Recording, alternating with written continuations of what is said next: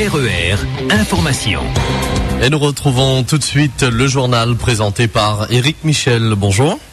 Bonjour à tous. Nouvelle nuit d'émeutes hier au port. Les violences ont débuté à partir de 19h à la suite de l'incendie d'une voiture à proximité du rond-point de la rivière des Galets.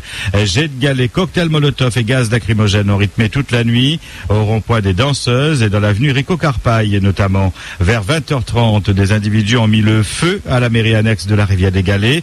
Les dégâts sont très importants. Vers minuit, la station-service de l'avenue Rico Carpaille a été attaquée. Les manifestants ont chargé dans les coffres de voiture des bouteilles de gaz. Vers 1h30, les émeutiers sont allés dormir. Et ce matin, Tête Propre nous informe que la circulation est actuellement très difficile au niveau de la ZAC Saint-Laurent. Et du côté du rond-point Sacré-Cœur, les forces de l'ordre ont déjà pris position.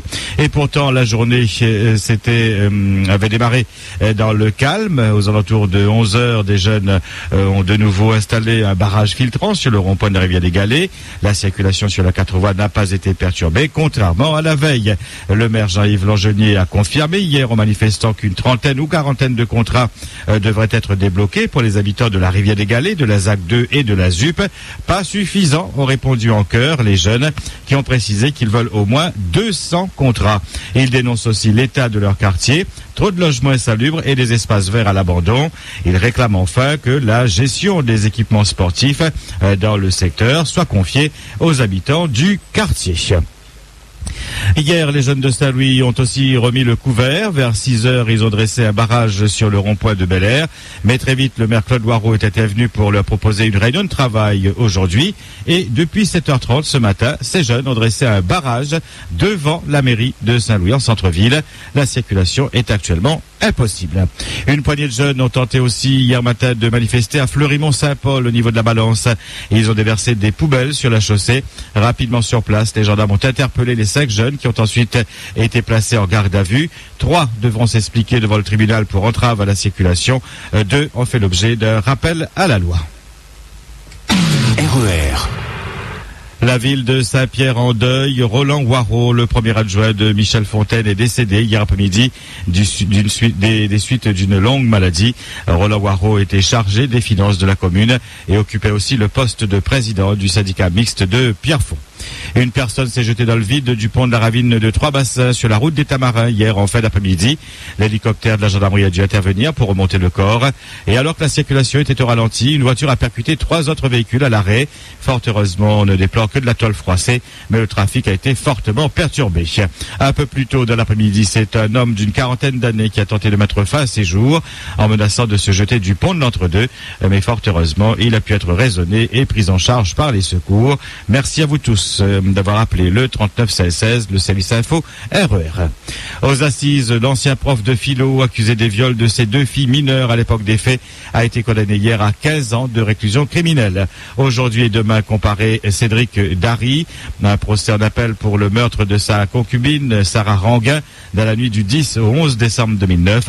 Ce soir-là, elle avait quitté le domicile au village d'Épré à Sainte-Suzanne pour ne plus revenir. Son corps a été retrouvé le 18 décembre sur le chemin de la cascade Niagara à Sainte-Suzanne. Au fil de l'enquête, il est apparu que le meurtrier n'était autre que Cédric Dary. En novembre 2011, devant les assises, il avait plaidé la thèse de l'accident, mais les jurés ne l'ont pas cru et l'ont condamné à 25 ans de prison ferme. L'accusé tentera à nouveau de convaincre les jurés qu'il ne voulait pas tuer Sarah. Verdict demain soir. RER.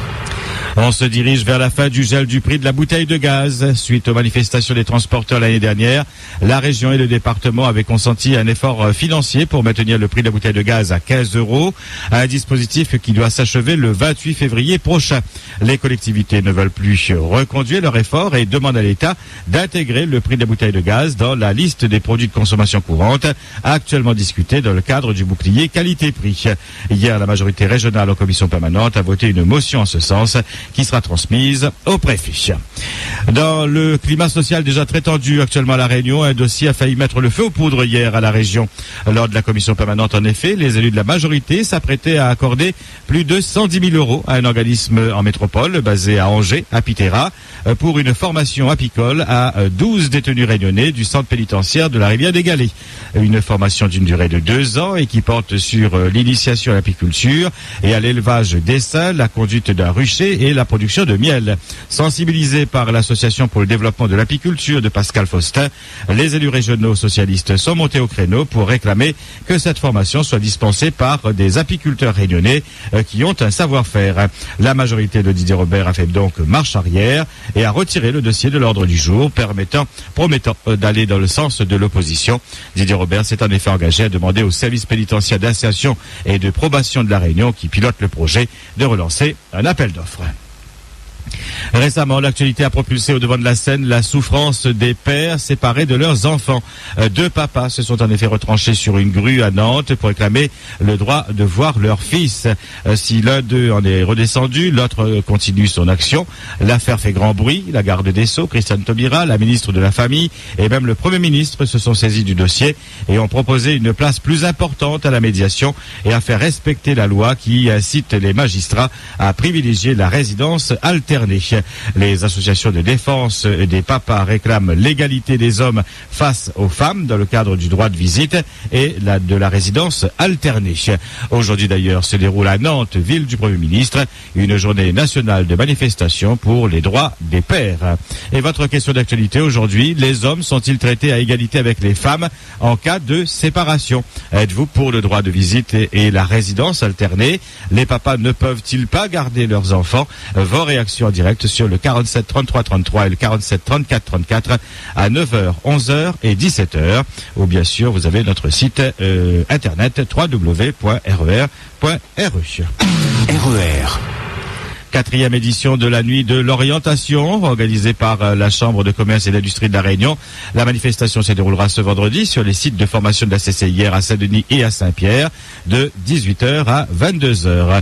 Lycéens et étudiants pourront s'informer sur les filières et les métiers. 200 y seront représentés au sein de villages animés par les professionnels eux-mêmes. S'orienter sans stress, c'est l'objectif de cette nuit de l'orientation. Aruna, baptisée hier dans la matinée, et déjà une forte tempête ce matin. À 4h, elle se trouvait à 1480 km à l'ouest de l'île et se déplaçait en direction du sud à la vitesse de 6 km/h. La forte tempête devrait frapper le sud-ouest de Madagascar, dans la région de Tuléar, demain au stade de cyclone. Aruna ne présente pas de menace pour la Réunion. RER. En football, 8e de finale de la Ligue des Champions, Bayern de Munich a battu hier soir Arsenal 3-1. Le FC Porto a éliminé Malaga 1-0. Ce soir, Galatasaray affronte Schalke, alors que l'AC Milan défie Barcelone. RER. 8h08 sur RER. C'est la fin de cette édition de ce 5-8. Merci à tous de votre attention. Excellente journée. RER. La radio qui vous transporte sur toute l'île.